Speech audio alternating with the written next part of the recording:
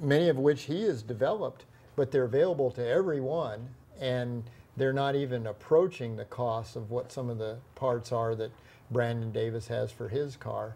And that doesn't even take into consideration testing and practice and evaluating and all the mistakes that you make in development. I know Genelosi now is building an ALMS Jaguar, and when you start looking at the costs of these cars, it's atrocious. And at the end of the day, you're just racing with somebody. And most anybody who's a racer could have fun going out with a go-kart or going out with a golf cart or going out with a couple of stock cars that you rented at the local rent-a-car place and have the same amount of fun. Yeah, it always comes down to the competition. I mean, if you got somebody to race and you got door handle, and you got somebody there bumping on you and you're fighting tooth and nail every corner, that's what it's about. I mean, that's the race. I remember a race at Sebring years ago, a 12-hour race, and Hurley Haywood and I were fighting for like 6th place or 7th place, which isn't that impressive, except when you're racing with someone and you have 3 or 4 or 5 changes between the two of you and you go nose to tail for an hour and a half, it is, I mean, and that's probably the excitement. Unlike drag racing or some, you know, an event where somebody gets out a couple laps ahead, the fun of road racing is if you have a battle, you can really enjoy yourself, and it doesn't matter if it's for 15th spot. Yeah. That's one of the joys of Grand Am, too, the series that I'm running in this year.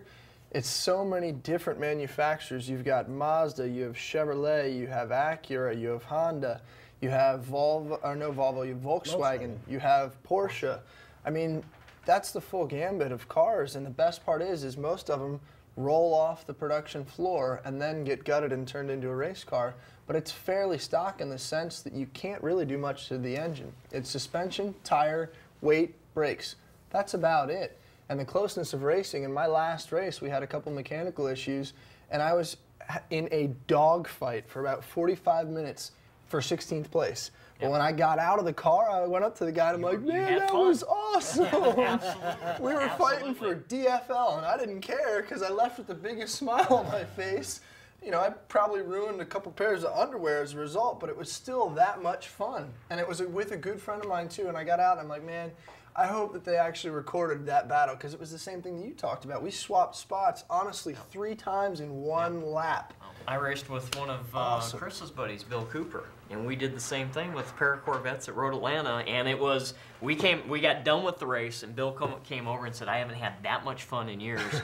And we were side by side swapping, you know, the position a couple times a lap, and everybody came over afterward and said it was the best race on track because all the front guys were follow the leader. You know, it was boring where we were dicing it up and off the track and sideways. Yeah. And he was under me and I was under him, and you know those are some of my best memories.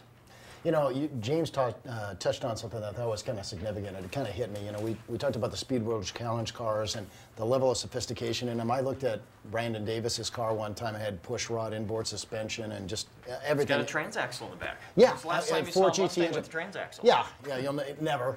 But you know, things like this Miller Cup car, and really the Coney Challenge too, I think they probably help the cars that are going to be produced maybe in 2 or 3 years. Oh, absolutely they do.